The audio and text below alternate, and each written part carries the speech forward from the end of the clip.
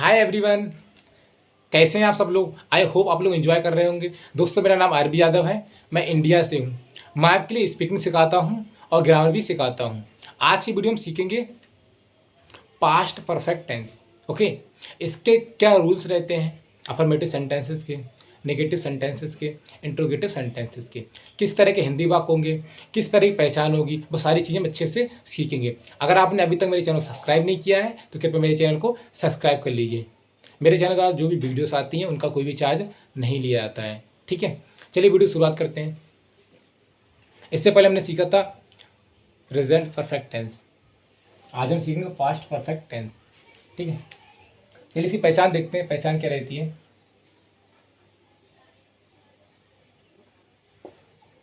पहचान के बारे में बात करें,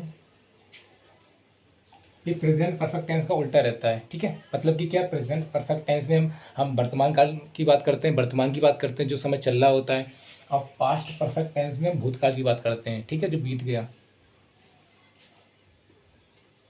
चुका था, लिया था,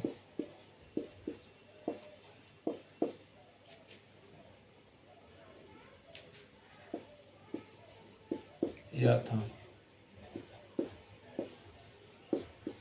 ठीक है, हिंदी वाक्यों के अंत में क्या आएगा, चुका था, चुकी थी, चुके थे, या लिया था, दिया था, दी थी, ली थी, या गया था। इस तरह के शब्द आते हैं। मैंने शॉर्ट में कर दिया, चुका था, लिया था, या था। ठीक है, ईटीसी इस तरह के शब्द आते हैं। ठीक है, हमें सेंस के अकॉर्डिंग वर्क करना है, ना कि हिंदी शब्दों के अकॉर्डिंग वर्क करना है।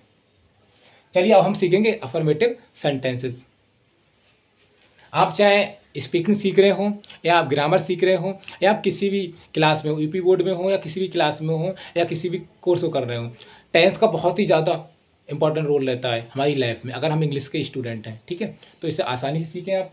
ये चीज़ हम बचपन से सीखते चले आते हैं, लेकिन फिर भी हम गलतियाँ कर देते हैं। आज मैं आपको जो बताऊँगा बहुत ही स्पेशल रहेगा। आई होप आपको वीडियो पूरी देखनी चाहिए, उसके बाद आप कमेंट करना कि कैसी थी मेरी वीडियो, अच्छी थी या नहीं थी। आई होप आप जरूर इसको एंजॉय करोगे।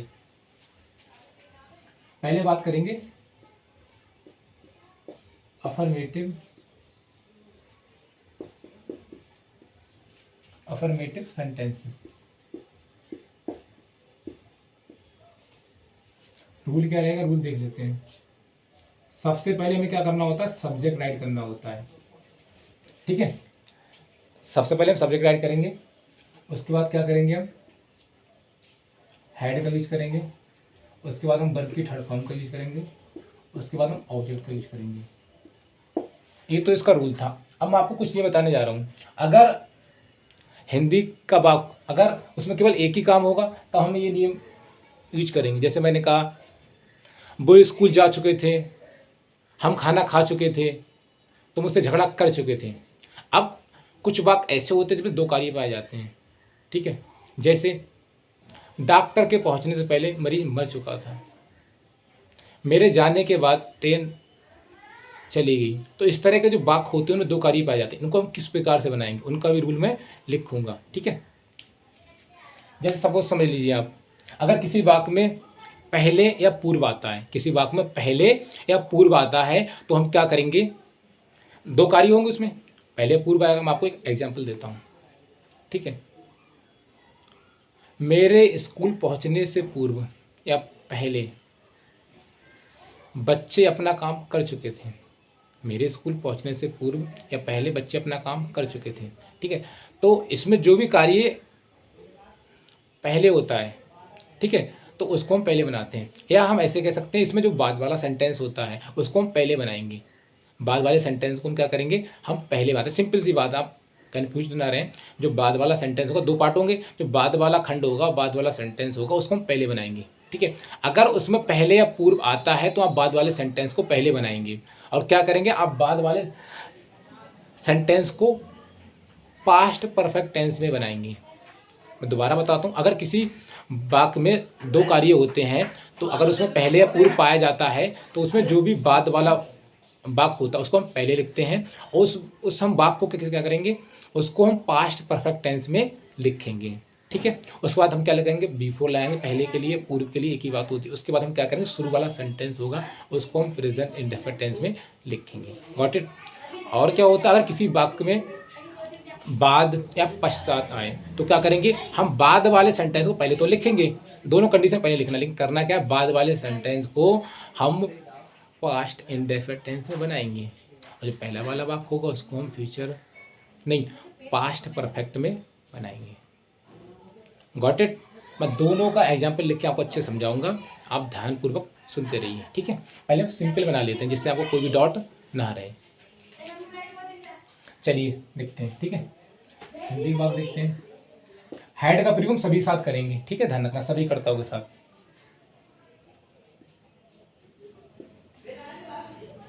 तुम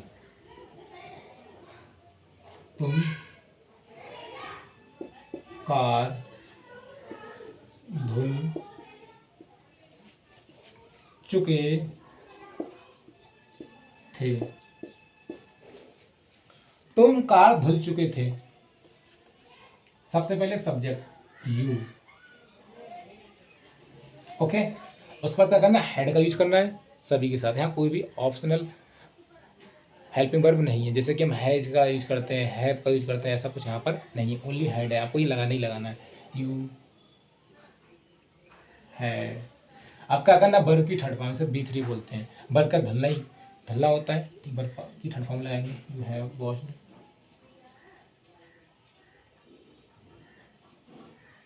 अब क्या करना, ऑब्जेक्ट क्या, कार, तुम कार धुल चुके थे, you had washed the car, okay. Next sentence देखते हैं। मैं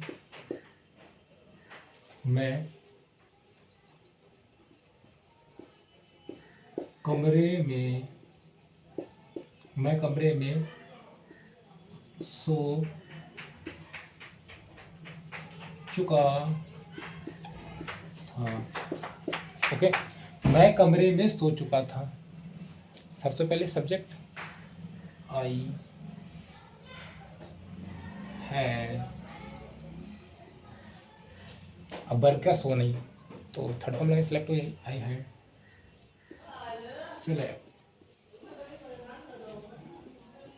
आई हैड सिलेक्ट, ठीक है। अब क्या है, सब्जेक्ट आ गया, हेल्पिंग वर्ब आ गई, मेन वर्ब आ गई, मेन वर्ब की थर्ड फॉर्म आ गई। क्या करना है, हमें ऑब्जेक्ट का यूज करना है, कमरा है ना तो इन द रूम हो जाएगा, मैं कमरे में सो चुका था, I had slept in the room. I hope आपको इतना समझ में आया होगा, ठीक है। अब हम क्या करेंगे, इसके बाद कुछ नेगेटिव सेंटेंसेस देखेंगे, उसके बाद कुछ इंट्रोगेटिव सेंटेंसेस देखेंगे। जब आप सिंपल वाला देख लोगे, सिंगल कारी वाला, उसके बाद हम क्या करेंगे, कुछ सेंटेंसेस के आपको एग्जाम्पल देंगे जिसमें डबल कारी होगा, जिससे आप आसानी से समझ जाएंगे। अगर मैं डायरेक्टली यदि बता दूंगा तो आप कन्फ्यूज हो सकते हो। मैं आपको बिल्कुल बेसिक से सारी चीज़ें सिखाऊंगा, चाहे वो स्पीकिंग की हो या ग्रामर की हो, आप किसी भी क्लास में वो सारी चीज़ें अच्छी तरह देख सकते हैं, ठीक है। आई होप आप लोग इसको एंजॉय कर रहे हैं, इसको अच्छी तरह समझ रहे होंगे। चाहे तो इसका स्क्रीनशॉट ले लीजिए, नोट कर लीजिए। मेरी कोशिश ये रहती है मैं आपको कम से कम लिखवाऊँ, सेंटेंस समझाऊँ ज़्यादा। अगर आप समझ लेंगे तो खुद कर लेंगे, लिखने से कोई पंडित नहीं बनता कि आपने लिखवा दिया महान विद्वान बन गया। जितना समझ लोगे उतना अच्छा रहता है। जब मैं स्कूल बच्चों को पढ़ाता हूँ तो अधिक से अधिक समझाता हूँ, ना कि लिखवाता हूँ, ये मेरी हैबिट रहती है। हालांकि लिखना चाहिए, लिखे हुए नोट्स आप याद कर सकते हो, बट ज़्यादा से ज़्यादा आपको प्रैक्टिस करनी चाहिए, यहाँ पे सेव होना चाहिए, ठीक है। चलिए अब नेगेटिव सेंटेंसेस सीखेंगे।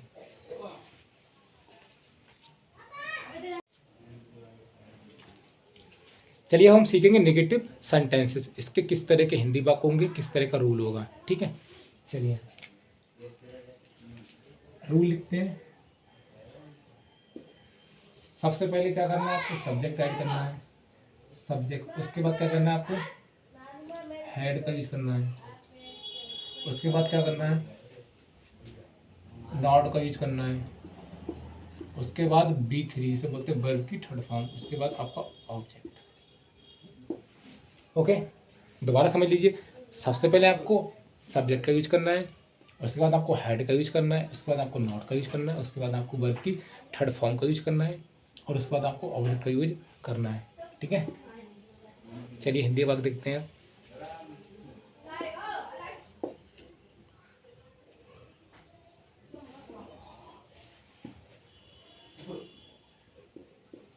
राहुल राहुल मंदिर राहुल मंदिर नहीं जा चुका था। ओके, राहुल मंदिर नहीं जा चुका था। अब इस वाक्य को हम किस तरह से बनाएंगे वो देखते हैं। ये हमारा नेगेटिव सेंटेंस है, नकारात्मक वाक्य है। ठीक है, सबसे पहले क्या करेंगे, हम सब्जेक्ट का यूज करेंगे। राहुल उसका हम क्या करेंगे, हम हेड का यूज करेंगे। राहुल हैड। अब क्या करना है, नॉट का यूज करना है। Rahul had not. उसको क्या करना है, वर्ब की थर्ड फॉर्म। वर्ब क्या है, जाना। Go, went, gone. Rahul had not gone. अब कहाँ जाना है, ऑब्जेक्ट क्या है, मंदिर। मंदिर का तो टेम्पल। राहुल मंदिर नहीं जा चुका था। Rahul had not gone to temple. I hope आपको ये समझ में अच्छे से आया होगा। चलिए मैं एक और ध्यान समझाता हूँ आपके लिए। बे बे बे घड़ी नहीं बेघड़ी नहीं खो चुके थे। बेघड़ी नहीं खो चुके थे। They they had not lost the watch. Okay, बेघड़ी नहीं खो चुके थे। They had not lost the watch. I hope आपको नेगेटिव सेंटेंस भी समझ में आए होंगे। अब हम सीखेंगे इंट्रोगेटिव सेंटेंसेस। किस तरह के हिंदी वाक्यों में किस तरह का रूल होगा। मैं बहुत धीरे धीरे आपको पढ़ाने की कोशिश कर रहा हूँ। ठीक है, ये तो मेरी बहुत ज़्यादा स्पीड है बोलने की और कहें मतलब कुछ भी लिखने की। मैं कोशिश करता हूँ मेरी स्पीड कम से कम रहे। चलिए रूल देखते हैं, रूल क्या रहेगा। सबसे पहले हम क्या करेंगे, हेड का यूज करेंगे। उसके बाद हम सब्जेक्ट का यूज करेंगे। उसके बाद हम B3 का यूज करेंगे। उसके बाद हम ऑब्जेक्ट का यूज करेंगे। ओके, सबसे पहले हम हेड का यूज करेंगे। उसके बाद हम सब्जेक्ट का यूज करेंगे। उसके बाद हम B3 का यूज करेंगे, वर्ब की थर्ड फॉर्म। उसके बाद हम ऑब्जेक्ट का यूज करेंगे। आप एक चीज़ याद रखना, एक्चुअली मैंने हिंदी वीडियो में भी पढ़ाया है, इंग्लिश वीडियो में भी पढ़ाया है, और कुछ इंडियन राइटिंग स्टाइल में लेटर्स रहते हैं, कुछ विदेशी स्टाइल में तो फॉर्मल टाइप के हो जाते हैं।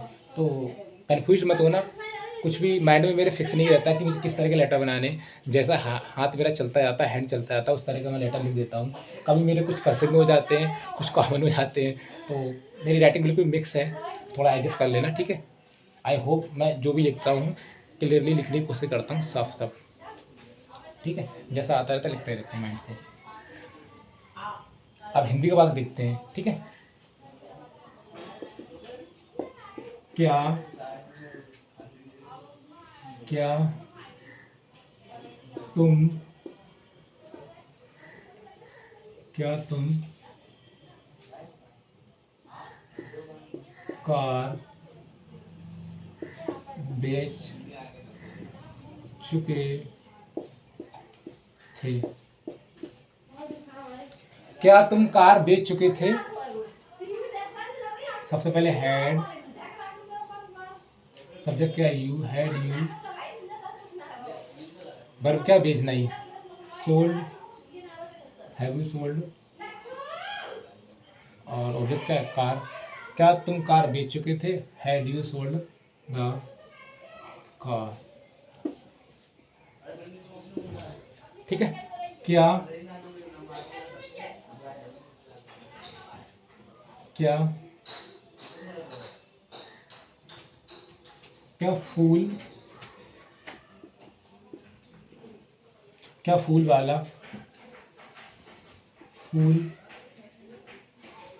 माला, ठीक है, क्या फूल वाला माला बेच चुका था। चाहे हिंदी का वाक्य हो या इंग्लिश का वाक्य हो, हमें क्वेश्चन मार्क का यूज करना है। क्या फूल वाला माला बेच चुका था, had,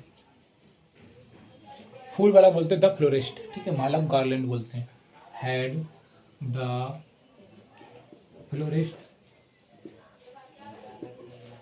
florist sold the garland. Clear?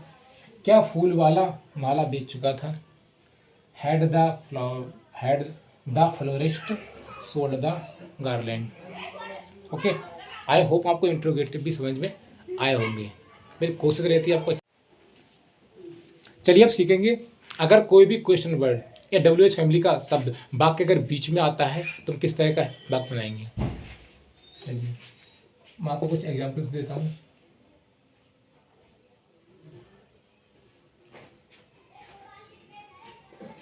लकड़हारा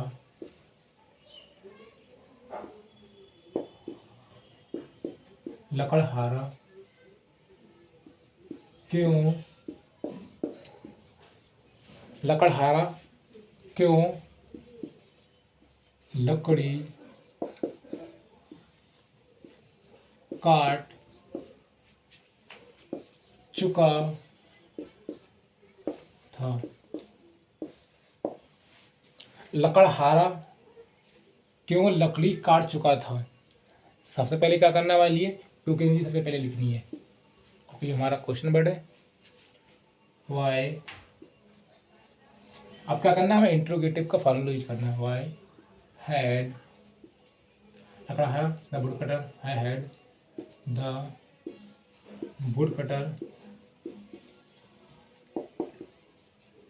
okay, why had the wood cutter, काटने के लिए कट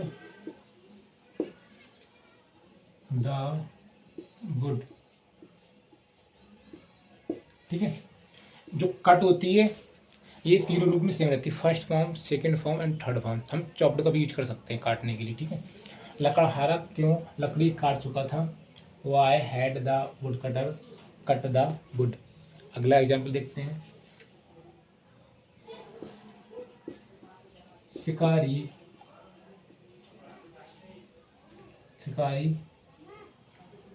कब शेर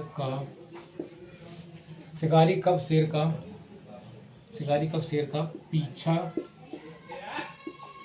कर चुका था।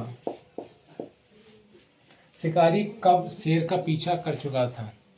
अब हमें कब की इंग्लिश लिखनी है। When had शिकारी the Hunter, when had the hunter, when had the hunter, पीछा करना क्या होती है, चेस होती है, चेस्ट हो जाएगा। when had the hunter chased the lion।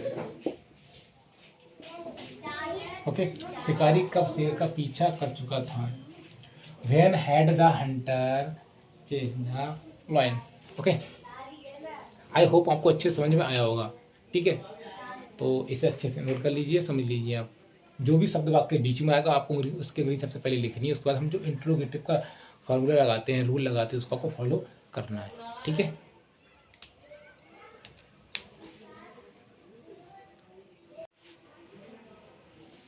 चलिए अब हम सीखेंगे, अगर किसी वाक्य में दो कार्य पाए जाते हैं और वो कार्य पास्ट परफेक्ट टेंस में होते हैं तो हम किस तरह से वाक्य बनाएंगे। अभी मैंने आपको सिंगल कार्य वाले वाक्य बताए थे, तो मैं दोबारा रिपीट करता हूँ, ठीक है। लिखवाऊंगा कम, समझाऊंगा ज़्यादा। अगर किसी वाक्य में दो कार्य पाए जाते हैं और वो कार्य पास्ट परफेक्ट टेंस में हों, ठीक है, तो उनको किस प्रकार से हम बनाएंगे। मैं आपको एक एग्जाम्पल बताता हूँ फिर समझाऊंगा। अगर किसी वाक्य में पहले या पूर्व आता है, जैसे मेरे पहुंचने से पूर्व ट्रेन जा चुकी थी, ठीक है। तो मेरे पहुंचने से पूर्व ट्रेन जा चुकी थी, तो जो बाद वाला जो वाक्य होता है उसकी अंग्रेजी सबसे पहले लिखी जाती है, ठीक है, उसकी अंग्रेजी सबसे पहले लिखी जाती है और उसको हम क्या करेंगे, पास्ट परफेक्ट टेंस में लिखेंगे, ठीक है। उसके बाद हम क्या करेंगे, बी फोर का यूज करेंगे पहले या पूर्व के लिए, एक ही बात होती है। उसके बाद हम क्या करेंगे, पहले वाला सेंटेंस होगा, वाक्य होगा, उसको हम क्या करेंगे, पास्ट इंडेफिनिट टेंस में बनाएंगे। क्लियर। दूसरा क्या होता है, अगर किसी वाक्य में दो कार्य पाए जाए, सेम बात है, लेकिन अगर उसमें, अभी तो हम बात कर रहे थे पहले या पूर्व के लिए, पहले या पूर्व के लिए हम बी फोर लाएंगे। अगर किसी वाक्य में दो कार्य पाए जाएँ, उसमें हम बाद या पश्चात की बात करें तो हम आफ्टर का यूज करेंगे। लेकिन करेंगे क्या, हम बाद वाले सेंटेंस को हम चाहे आफ्टर दिया हो या बिफोर दिया हो, बाद वाले सेंटेंस को पहले तो बनाया जाएगा। लेकिन जहाँ पर बिफोर दिया होता है, मतलब पहले की बात होती है, वहाँ पर हम क्या करते हैं, बाद वाले सेंटेंस को हम पास्ट परफेक्ट टेंस में बनाते हैं और पहले वाले सेंटेंस को हम पास्ट इंडेफिनिट टेंस में बनाते हैं। लेकिन अगर बाद की बात आए तो क्या करें, बाद वाले सेंटेंस को हम पास्ट इंडेफिनिट टेंस में बनाएंगे और पहले वाले सेंटेंस को पास्ट परफेक्ट में बनाएंगे। ये चीज़ आप याद रखना। मैं आपको एग्जांपल देता हूँ, अच्छे से समझ जाएंगे। एग्जाम्पल देखते हैं। मेरे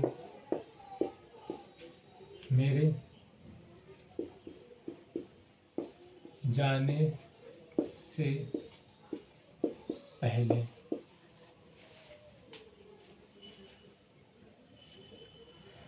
मेरे पहुंचने से पहले लिखते हैं,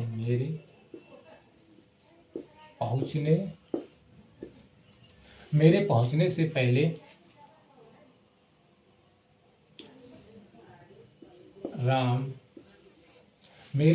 से पहले राम खाना खा चुका था, ठीक है। मैं दूसरा वाक्य लिखता हूं,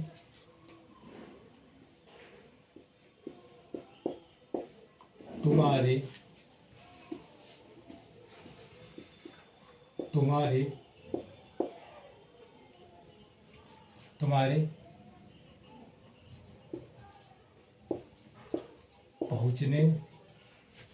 पहुंचने के बाद राम खाना खा चुका था। चलिए यहाँ पर हम सेम कर देते हैं, जिससे कि आपको अच्छी तरह समझ में आएगा, दोनों में आपको अंतर समझ में आ जाएगा, इसलिए मैं सेम कर रहा हूँ, ठीक है।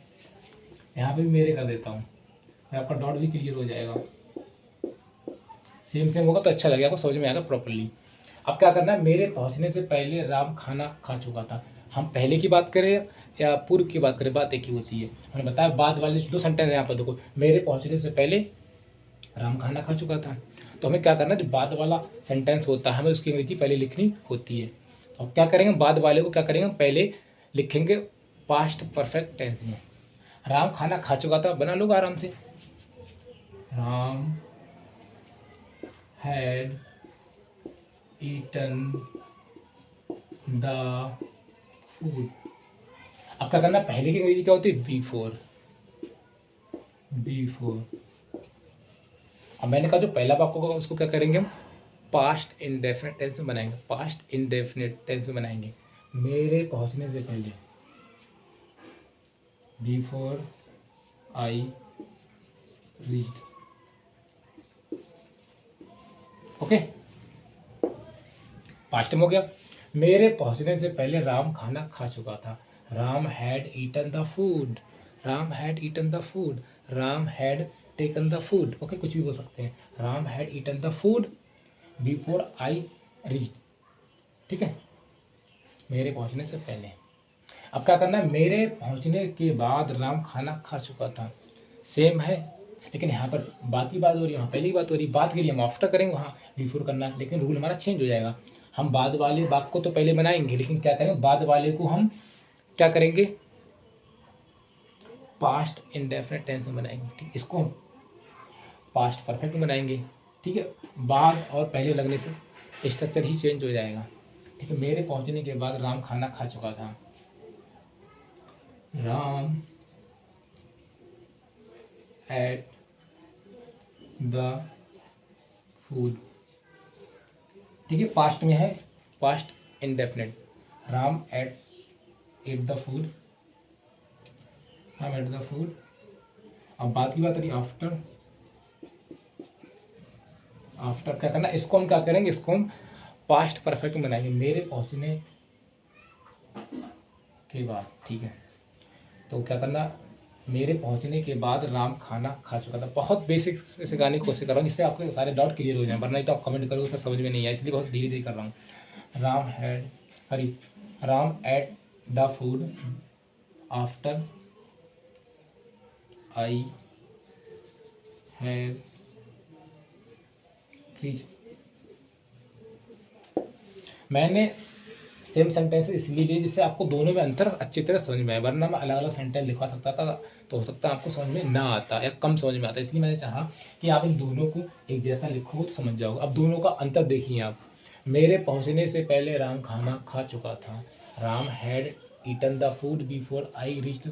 मेरे पहुंचने के बाद राम खाना खा चुका था, Ram ate the food after I had reached. Okay, I hope आपको मेरी वीडियो अच्छी लगती होगी, और अगर मेरी वीडियोस अच्छी लगती हैं आपके लिए तो मेरे चैनल को सब्सक्राइब कीजिए, लाइक कीजिए, शेयर कीजिए। Thanks for watching double grammar doing.